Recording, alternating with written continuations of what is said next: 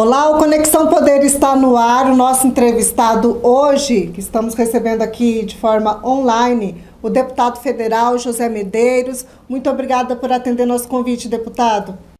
Eu que agradeço. É uma satisfação falar com você, Márcia.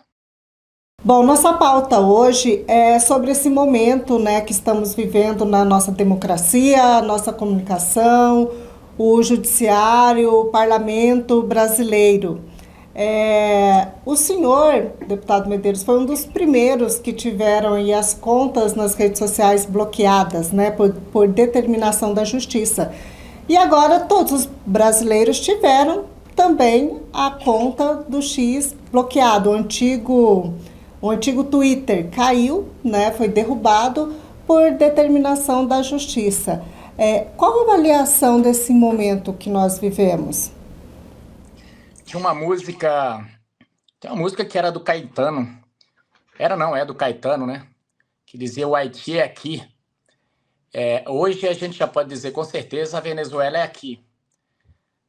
Muita gente não compreendeu ainda a gravidade do momento em que estamos vivendo, mas antigamente você tinha um certo seguro, né? Você pensava, se tal coisa acontecer, tem a lei, eu posso recorrer ao judiciário, e se o judiciário não me der guarida, eu posso recorrer e chegando ao STF, enfim, você tinha essa esperança. Hoje não, você já sabe que não depende do que a Constituição disser, não depende do que nosso ordenamento jurídico disser.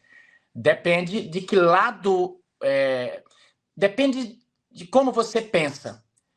Se suas opiniões não agradarem, você está fora, você já é considerado uma pessoa contra a democracia, contra o Estado de Direito, e você é passível de prisão, de ser calada e tudo mais. Esse é o momento sem diminuir nem um pouquinho, acho que, ou sem aumentar nem um pouquinho a situação que nós estamos passando. Pois mas há algum tipo de conivência do parlamento para que a gente chegue até esse momento, até essa situação? Total. Tudo. O mundo é um equilíbrio constante, né? E quando alguma coisa desequilibra, sempre a presença do caos se instala. Nós temos, por exemplo, até na natureza, quando existem... Para deixar a coisa mais clara, hoje, com muita gente discutindo sobre a questão do agronegócio e sustentabilidade, essa coisa toda, os agricultores, para não ter que enfrentar essa gritaria toda sobre a questão dos defensivos agrícolas, começaram a fazer controle biológico de pragas. E o que é isso, o controle biológico de pragas? É o equilíbrio de certas pragas com os seus predadores. Nos Estados Unidos existe o chamado check and balance, né? Aqui nós tínhamos, até bem pouco tempo, a balança do direito, né, o equilíbrio entre os poderes, que vinha lá de Montesquieu, né? Onde um poder continha o outro, e através disso, nessa coisa dos freios e contrapesos, nós não tínhamos um poder tiranizando a nação ou os outros poderes. O que aconteceu? Nós, há algum tempo atrás, algumas décadas, criou-se o chamado governo de coalizão, né? E isso começou a cresceu bastante, nós passamos por fases como do mensalão e por aí vai, todo mundo se lembra disso, e chegamos a um ponto em que estourou a Lava Jato. E aí demonstrou a putrefação que estava em todos os setores. Demonstrou por que as estatais davam prejuízo e tudo mais. Só que a Lava Jato não descobriu só isso. A Lava Jato descobriu que era todo um sistema se alimentando da jugular da nação. Então era preciso acabar com a Lava Jato. Lembre-se de um célebre senador que disse: é preciso um acordão com o Supremo e tudo, né? E isso acabou sendo feito. Na época, a gente tinha muito medo de que a Lava Jato terminasse como a Operação Mãos Limpas da Itália, que ela foi demonizada, foi desacreditada e, por fim, mataram o Daniel Falcone, o juiz. Aqui, ela foi desmoralizada, ela foi demonizada e já não matou porque foi descoberto o plano para matar o juiz Sérgio Moro antes. E talvez só tenham descoberto porque também estavam na mira outras figuras da República. Então, diante disso, a nação ficou sabendo que não era um poder, eram todos os poderes. Então, era preciso acabar com aquilo. Acabou-se. Pois bem, mas acontece que a nação, parte da nação, eu diria a maior parte dela, continuou rebelada. Elegeu um presidente que não agradava a esse sistema todo. E aí, nas palavras do ministro, que hoje é presidente do STF, ele disse, convencionou-se, aspas, palavras do ministro Barroso, ele disse, convencionou-se que a democracia estava sob risco e, diante disso, era necessário voltar ao equilíbrio democrático e foi aonde, aconteceu tudo aquilo, que o Lula foi descondenado através de um embargo de declaração, que isso não existe no direito brasileiro, de ser anulado todos os processos de alguém no embargo de declaração e de muito menos no embargo de declaração ser mudado o entendimento que tinha sido feito pelo plenário do Supremo, que já tinha definido que a competência era da vara de Curitiba para julgar os casos lá da Lava Jato, né? Então, quando o ministro disse aquilo, ele demonstrou de forma... Eu não sei nem se ele pensou na gravidade do que ele estava falando, mas ele mostrou que é o seguinte, falou, olha, aqui nós descumprimos tudo porque nós achamos que estávamos fazendo um bem maior. Mas em que momento que a democracia estava correndo risco? A única coisa que correu risco durante o governo Bolsonaro foram essas narrativas todas apregoadas e também as casinhas que tinham aqui em Brasília, porque aqui em Brasília cada um tinha um pedacinho. O resultado, na verdade, prático do governo Bolsonaro foi lucro em todas as estatais, mesmo diante de uma pandemia horrenda, terrível. Foi a volta do país ao controle de contas, né? Então, diante disso, a gente viu que parece que tomaram gosto. Nós vamos descumprir aqui, porque é para um bem maior. Lá no período eleitoral, a Carmen Lúcia disse, olha, eu não gosto muito de censura, mas num caso de exceção e tal, toda cheia de dedo, enfim, deu para ver que censura não tem ombro. Todo respeito ao quem nos assiste, passou o Careca, foi todo mundo, foi com tudo. E hoje nós estamos no momento em que jornalistas estão exilados, tem deputado preso, nós temos toda sorte eu diria, quando você rasga a Constituição, né? Toda sorte de desobediência ao nosso ordenamento legal. Ao ponto que mandaram uma mensagem para uma plataforma estrangeira que estava aqui, dizendo, olha, nós vamos pedir isso aqui, que é ilegal, mas você não diga que nós estamos pedindo. Isso aqui está em segredo. Segredo de justiça, viu? Ora, é até um choque cultural, porque em países, por exemplo, como os Estados Unidos, as empresas, elas realmente têm pavor de descumprir o que está na Constituição, porque sabe que as penas são pesadíssimas. Essa empresa colocou o crivo do parecer jurídico da sua consultoria jurídica, eles falaram, não, isso aqui é contra a Constituição, você não pode, sem um processo, tirar as pessoas das redes. E aí, Márcia, o que aconteceu? Quando o Twitter conta isso para o país, de repente o Twitter virou contra a Constituição. Daí a pouco ele processou Elon Musk. Falei, não é possível, pronto, vai tirar o Twitter. Baniu o Twitter. Então, assim, desde que começou isso, o ministro sempre dobra a aposta.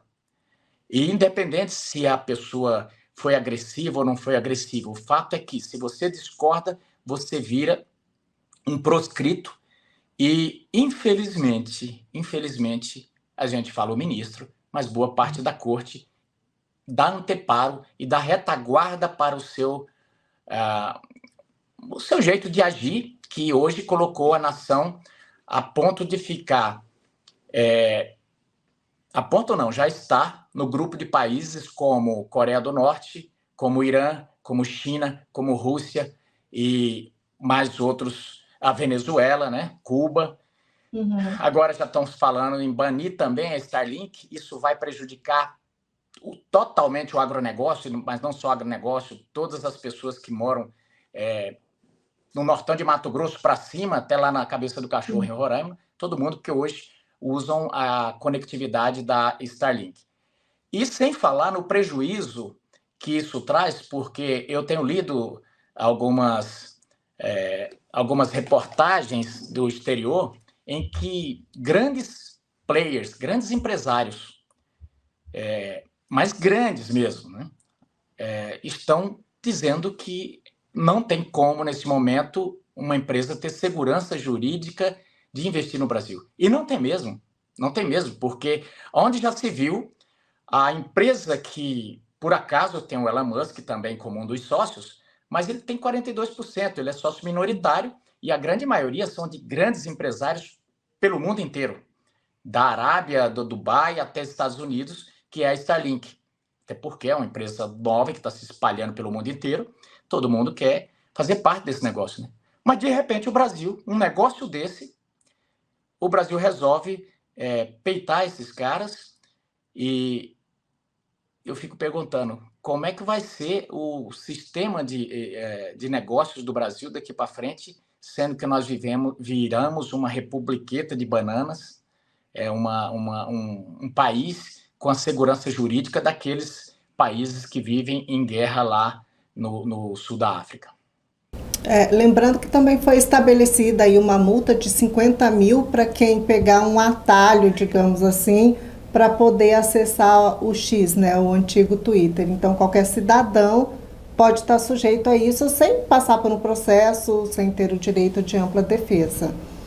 E o pior, foi feito um absurdo sem tamanho, porque nós temos a VPN, que é um aplicativo que possibilita que você conecte a partir de qualquer servidor ao redor do mundo, e tem empresas que necessitam desse tipo de conectividade por questões de segurança, de criptografia, e eu não sei quem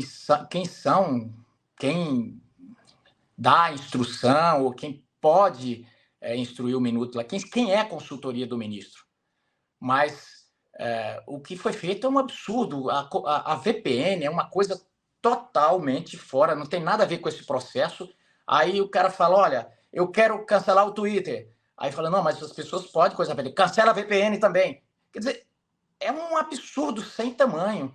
E aí, depois que as pessoas mandam cancelar a VPN, aí vem alguém e diz, olha, mas acessar Twitter, isso aí é 0,00020,1% do que a VPN proporciona para as pessoas na internet. Tem nada a ver.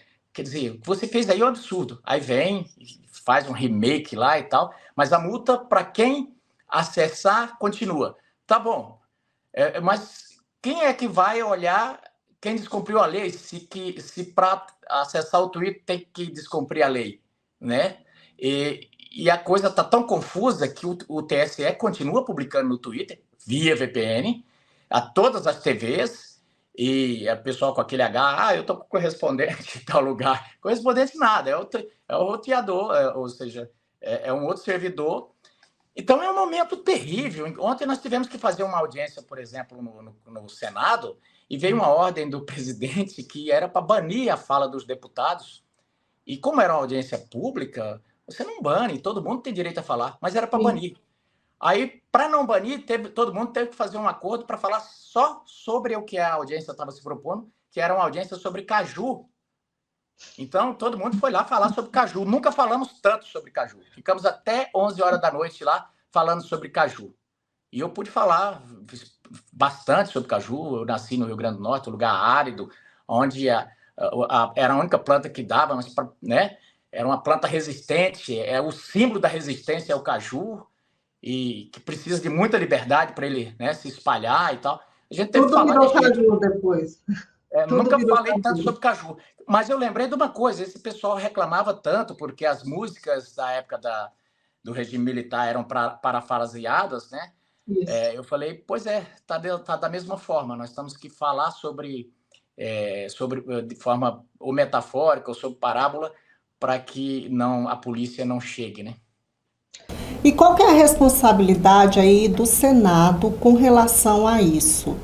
Né? Até onde vai a responsabilidade do Senado e ainda, né, há alguma responsabilização que pode ocorrer sobre o Senado? Olha, nós estamos fazendo o seguinte, nós tomamos ontem a seguinte decisão. Os eleitores, as pessoas nos estados vão saber, hoje deve ser finalizado, nós estamos terminando de fazer um site, de confeccionar um site, e é onde vamos passar. Cada estado tem 3 senadores. E nós queremos que a população possa perguntar para esses senadores qual a posição deles em relação a essa situação. Isso é importante por quê? Porque esses caras estão aí andando de município em município pedindo voto. Então nós queremos saber, nós queremos mostrar para a população que tipo de pensamento eles têm. E queremos saber, você vai votar no impeachment do Alexandre de Moraes? É isso que nós estamos querendo que a população coloque, pergunte para eles. E 2, nós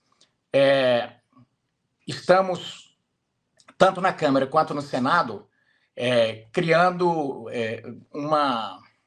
eu diria, um grupo muito forte para que, no Senado, o presidente Pacheco paute esse pedido de impeachment que nós vamos protocolar no dia 9. São muitos senadores já que estão, e mais de 140 não, já temos com 147 deputados nesse pedido de impeachment. E mais de 1 milhão de pessoas com assinaturas. Então, a gente vai fazer isso no Senado. E lá no Senado, os senadores vão todos os dias bater nessa tecla. E na Câmara, o que nós vamos fazer é continuar com algumas PECs que são importantes.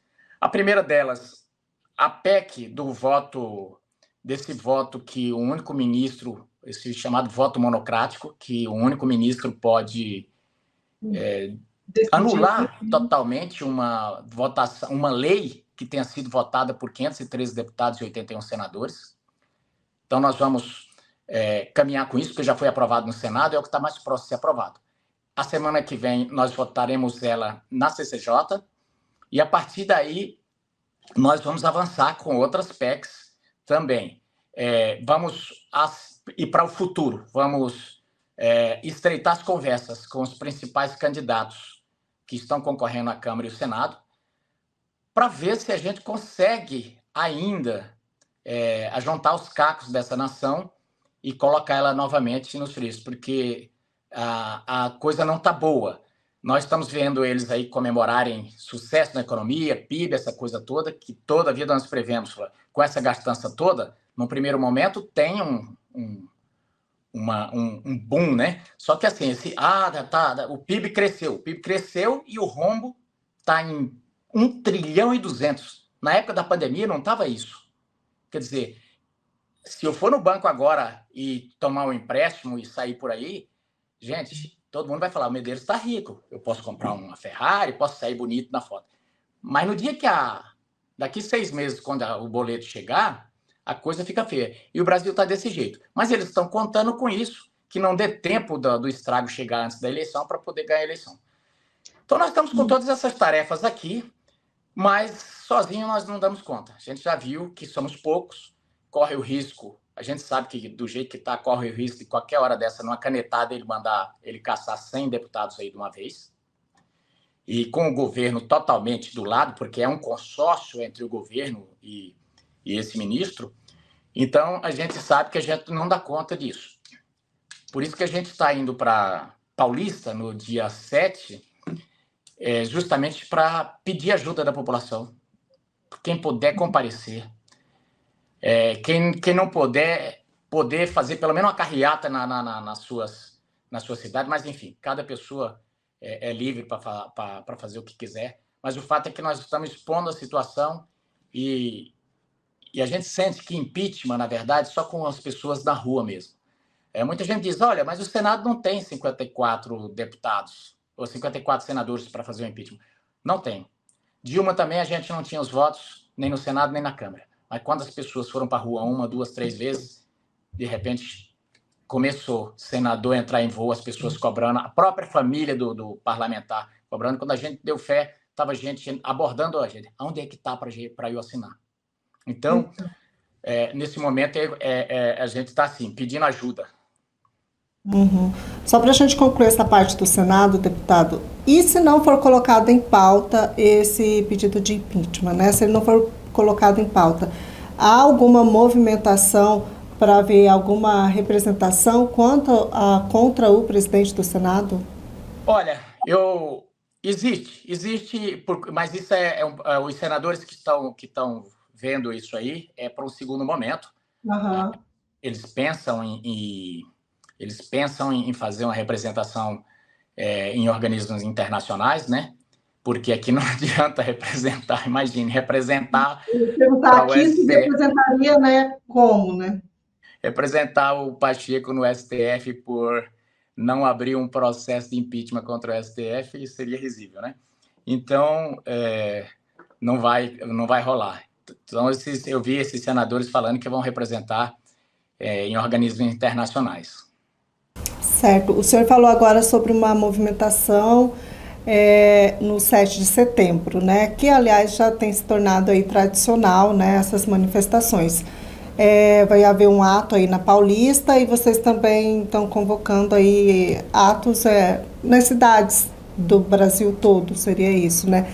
Mas na sua avaliação, o senhor até falou agora do impeachment da Dilma e lá no passado a gente usava a expressão de que o gigante acordou. O senhor acha que esse gigante está acordado ainda ou ele já cansou?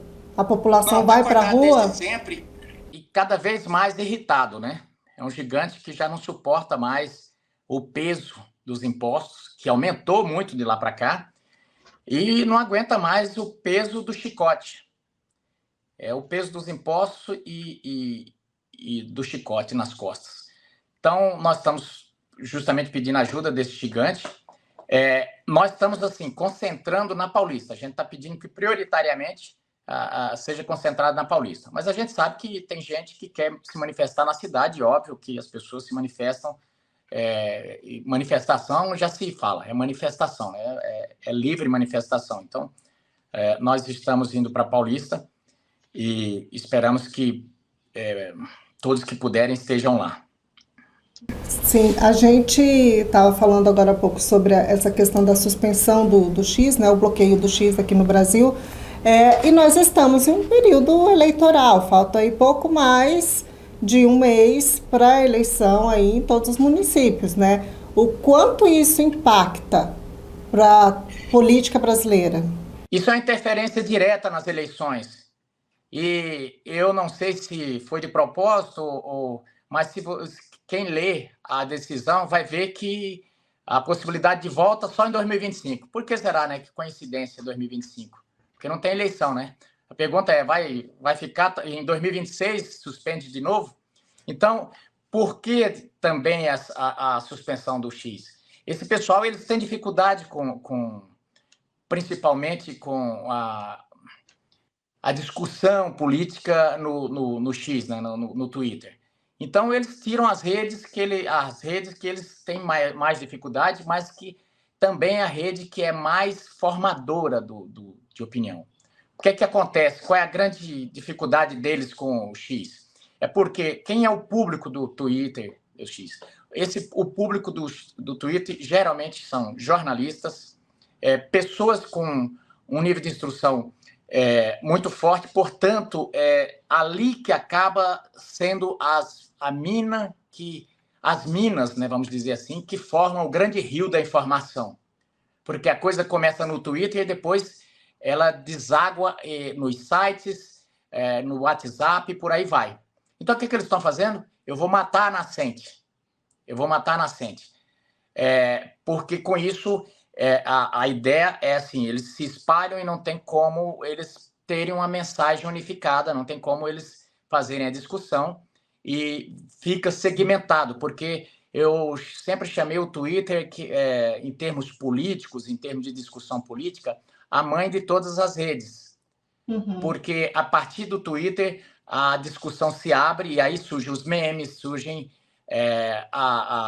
material para o TikTok, para o Facebook, para o Instagram, e eles pensam justamente isso, que a partir do momento que você derruba o X, você fica com a informação segmentada. Então, isso é uma interferência direta no processo eleitoral, assim como houve uma interferência direta no processo eleitoral de 2022, através das reiteradas decisões de uma forma pessoalizada contra o nosso candidato.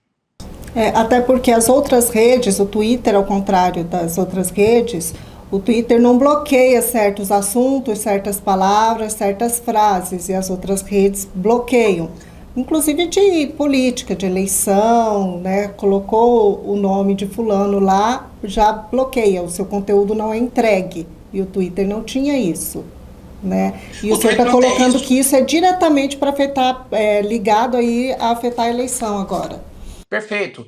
E veja só como a discussão não tem nada a ver, como eles dizem, que o Twitter queria espalhar fake news, que o Twitter queria espalhar discurso de ódio ou inverdades. Na verdade, o Twitter, eu acho uma das redes que talvez tenha o melhor contraponto, porque além de ter a possibilidade dos comentários, onde pessoas podem, uma eventual mentira pode ser contestada por N pessoas, ainda tem uma ferramenta que é do próprio Twitter, em que pessoas podem contestar com notas, colocando como se fosse uma contestação na justiça. Você coloca as fontes e tudo mais. Quando aquela pessoa coloca essa contestação vai para o rodapé da publicação, outras pessoas podem vir e avaliar se aquela contestação faz sentido ou não faz sentido.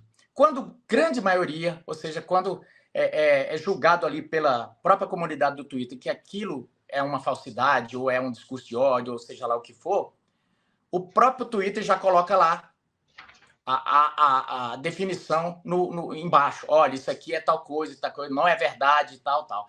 Então, eles tiram o Twitter do ar porque o Twitter simplesmente escancara as coisas como elas são. Eu diria que o Twitter, como nenhuma outra publicação, nenhuma outra ferramenta na internet dá uma ressonância tão clara de como as coisas são no mundo político. A gente viu agora recentemente que o governo federal, o governo Lula, estava estudando aí desenvolver uma espécie de WhatsApp nacional, né? Eu acho que o senhor acompanhou isso daí. Qual que é a sua avaliação? Seria uma ferramenta aí, digamos, semelhante às que ocorrem aí em ditaduras? É a mesma coisa. O Maduro mudou hoje. Hoje o Maduro mudou isso aí é que nem da mesma série dessa do que o Maduro mudou o Natal agora para dia 23 de outubro. É surreal, né? Na Venezuela agora é 23 de outubro. Aí o outro lá diz que vai criar, falou que vai criar, não é só isso não. Quer criar uma rede tipo a Starlink, veja só. Uma rede tipo a Starlink e um Twitter e um WhatsApp. Então, assim, imagine, né? O sujeito que lê livro de cabeça para baixo quer dizer, querer uma coisa, né? Fazer a outra. O correio que só envia carta, está caindo os pedaços, não tem estrutura nenhuma para trabalhar e agora está dando prejuízo de 3 bilhões. Você imagine esse pessoal fazendo isso. Eu, sinceramente, não acredito que venha alguma coisa daí, não. E também eu mesmo não usaria uma rede gerida por essa gente aí. Sim. A sua avaliação, então, deputado, o senhor estava falando que a gente está semelhante ao que ocorre aí no sistema político da Venezuela. O senhor acha que a gente está chegando perto disso ou a gente já está nele e não percebeu? Nós já estamos nele e não percebemos. Basta ver que as pessoas já têm já tem uma série de palavras que você não pode falar hoje, que senão você vai para a cadeia ou você vai, no mínimo, receber uma visita da polícia na sua casa. Nós já temos pessoas presas por passar batom numa estátua e condenada a 17 anos, enquanto nós temos cada bairro desse país dominado por uma milícia, e milícia que costeia o alambrado vez ou outra aí com gente forte, né, de um certo partido. Então, assim, nós estamos num sistema totalmente diferente do que seria uma democracia. Aqui usa-se, como todas as ditaduras, usa-se a democracia, o Estado Democrático de Direito, para ser pano de fundo para punir adversários políticos. Então, é uma forma, essa galera voltou ao poder e, tipo assim, voltou com tudo mesmo, voltou mandando em tudo que é lugar, e já não existe mais a chamada tranquilidade de você estar no Brasil e falar, não, aqui eu tenho uma segurança jurídica e tal. E aí eles criam narrativas, que o que as pessoas querem é distribuir discurso de ódio, que as pessoas querem distribuir injúria, difamação. Ora, todo mundo conhece o PT, sabe que o PT sempre foi o rei da difamação, o rei da mentira. Mano Santa já há muitos anos dizia, o PT quando não está mentindo, está roubando, quando está roubando, está mentindo. Assista uma entrevista de alguém desse viés político, assista o Boulos, assista Melchiona, Thalíria Peroni, assista a Sâmia Bonfim, Glauber Vargas, Maria do Rosário. Veja se você vê algum amor, alguma candura naqueles discursos. Geralmente não, toda vez são extremamente agressivos. Elas não querem debater ideias, não. Eles querem impor ideias e massacrando, agredindo o tempo inteiro os adversários. E por que eles estão fazendo essa história de discurso de ódio? Porque eles faziam isso com o PSDB, e o PSDB é o quê? Era padrão, vamos dizer, como é que era que eu posso dizer, né? Aquele padrão, eu não sou contra... O PSDB é a cara do Pacheco, né? A cara do Pacheco. Então, assim, é de uma elegância, é de uma... né? E eles sabiam que podia bater, que não ia acontecer nada. O que aconteceu?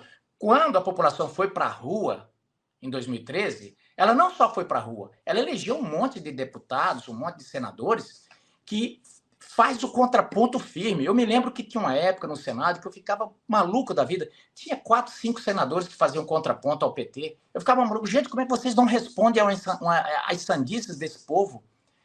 Hoje tem um monte de gente que faz com propriedade. E aí, o que aconteceu? Quando eles se viram contra a parede, eles falaram, não, é discurso de ódio. É discurso de ódio, é lacração, é não sei o quê. Vamos lá, nós temos bons jornalistas no Brasil e temos bons militantes jornalistas também no Brasil. E esses caras, eles sempre verteram suas verdades do Olimpo, do alto do Olimpo, e as pessoas tinham que engolir sua sabedoria, sua sapiência, sem questionar, né? Porque foi fulano que disse. Aí, quando eles encontram, por exemplo, e todo mundo que ia lá para ser entrevistado por esses caras, ia morrendo de medo. O próprio Paulo Maluf tinha medo de alguns jornalistas. Então, o que aconteceu? Surge uma galera que simplesmente não está querendo agradar ou querendo... Eles simplesmente chegam, olha, os fatos são esses. E contra fatos, geralmente é difícil você se contrapor. E aí eles chegam, por exemplo, ao ponto... Eu vi ontem uma entrevista do Pablo Marçal, em que os decanos ficaram extremamente irritados, chamaram ele de mal educado e tudo. E o cara não estava sendo mal educado. Ele estava sendo extremamente cutucado, agredido e tal, e não se irritou e acabou, como é que se diz no jargão aí, jantando. Então, esse cara, ele tem que esse cara ou tem que ir para a cadeia, ou temos que fazer alguma coisa para ele não ganhar a eleição, ou tem que ser caçada. Eu só digo uma coisa, o futuro dele não é bom nesse momento. Por quê?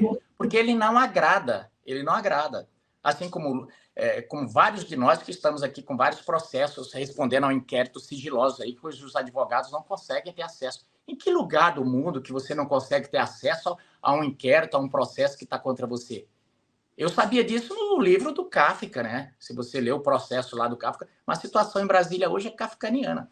Então, a Venezuela é aqui. Deputado, só para a gente concluir, qual que é a sua avaliação com relação a essa série de incêndios que nós estamos tendo no país agora? Olha, é bom que a gente tenha em mente o seguinte: incêndios ocorrem no mundo inteiro.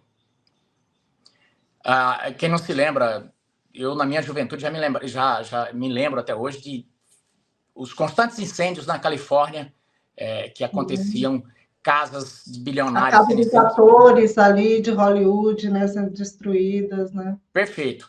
O Brasil, ele tem vários biomas diferentes. Nós temos a Caatinga, nós temos a região amazônica, nós temos o nosso Pantanal.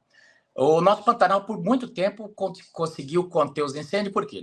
O pantaneiro, ele foi vivendo décadas e décadas e décadas e foi se aprimorando. E com o manejo do gado, ele conseguia diminuir muito a massa, ou seja, o combustível porque todo mundo sabe, para um fogo ter, ele precisa ter, né, o material, né, o chamado comburente, né, o material ali o oxigênio, né, que precisa.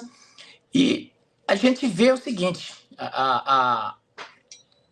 o Pantanal, quando o gado comia aquela massa, né, ficava bem menos capim. Uhum. Aí começou-se aqui em Brasília, muita gente que não entende nada de Pantanal, fazer definições sobre meio ambiente, e foi demonizando tanto o pantaneiro que hoje já é difícil você encontrar pantaneiro. Essa que é a grande verdade.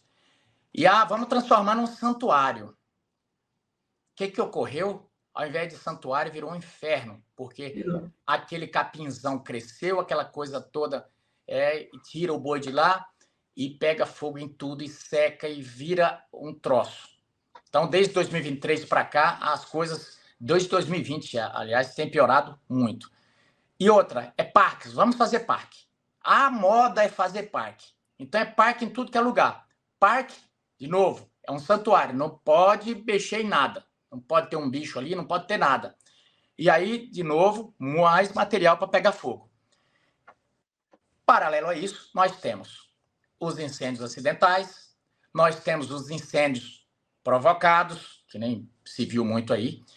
Então, é uma coisa que precisa de uma união muito forte entre governos, entre a população e tudo mais, e, acima de tudo, mudança de algumas leis. Eu, por exemplo, tem um projeto aqui, que eu coloquei, por exemplo, para você trabalhar uma diminuição do ITR, ou até uma isenção total, para aquele proprietário que tem a sua propriedade e monta uma brigada de incêndio. Uhum.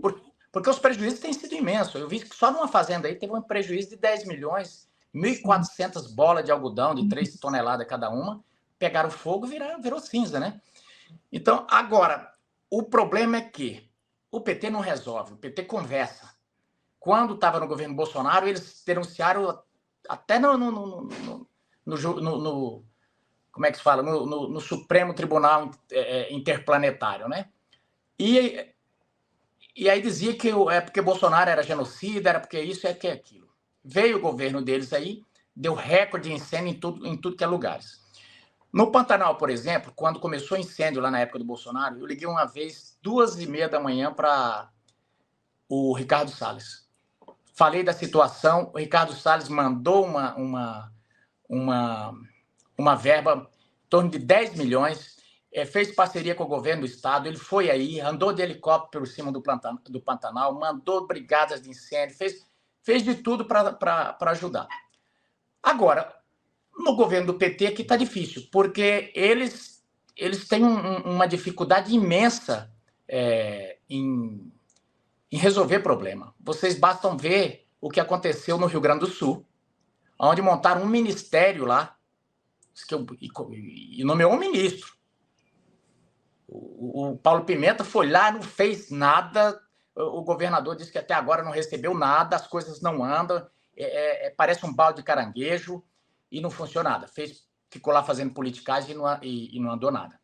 O que tem acontecido aqui no Pantanal, há poucos dias eu sobrevoei junto com o senador Hélito, junto com o Avalone, e o deputado Avalone e o Nelson Barbudo, nós sobrevoamos daqui de Cuiabá, Cáceres, Corumbá e Ladário, vendo os focos de incêndio e vendo o que estava sendo feito, né?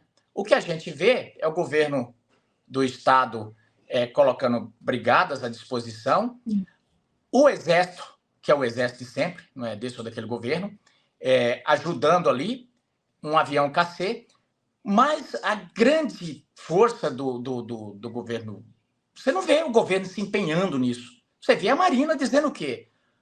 Que a fumaça é boa. É que nem a Miriam Leitão, quando a gasolina sobe, ela disse que não, é bom subir o preço da gasolina. Quando o dólar sobe, ela não, é bom subir o dólar, né? E a justificativa deles é essa, mais surreal possível. Então, parece até conversa de bêbado delegado, aquela história do doido que estava lá atrás do poste urinando, e passa um cara e fala, o cara tá dando uma michadinha aí, né? Ele pega e fala, ele queria falar alguma coisa, queria agredir, queria dar uma resposta também. Falou, e você nessa bicicleta aí no sol? Quer dizer, é desse jeito, não faz o menor sentido o que essas pessoas fazem no governo. Mas, enfim, eles têm toda a grande, eu diria, máquina de informação, pagam bem, e aí tem repórteres para passar o dia inteiro na CNN, na Globo News, na própria Globo, dizendo que... Entenda por que isso é bom, né? Entenda por que isso é bom. Aqui não está bom, está bem desagradável. Entenda por que isso é bom, perfeito. Aqui não está nada bom, tá desagradável a área queimada, né? A fumaça está cobrindo a capital aqui, está sufocante, digamos assim. Mas é o que o senhor está dizendo, é muita fala e pouca ação. Seria isso, então. Exato. Certo. Deputado, eu quero agradecer sua participação no Conexão Poder, mais uma vez, para a gente poder estar trazendo à tona aí esses assuntos que são tão sensíveis, digamos assim, e que nem todos estão dispostos a falar sobre isso, né? Até porque corre-se muito risco falando sobre esses assuntos. Eu quero agradecer sua participação e deixar o espaço aberto aí para suas considerações finais. Não, mais uma vez, eu quero agradecer esse espaço, a coragem de vocês de poder abordar temas desse jeito, porque está correndo um risco também de ter o site suspenso, assim como a Jovem Pan, assim como várias outras, a revista Cruzoé e tantos outros, né? Porque, principalmente entrevista ao vivo e na rede, é sempre um risco e vocês têm coragem de correr esse risco, então você, Gordo, André e toda a equipe aí, queria parabenizar por essa coragem. E a gente continua aqui no front e reafirmo, peço pedido de ajuda para quem puder, no dia 7 de setembro, estarmos na Paulista. E mais, olho nos senadores, cobrando. Encontrou um senador, não perca a oportunidade, gente. Pergunte que lado que ele está.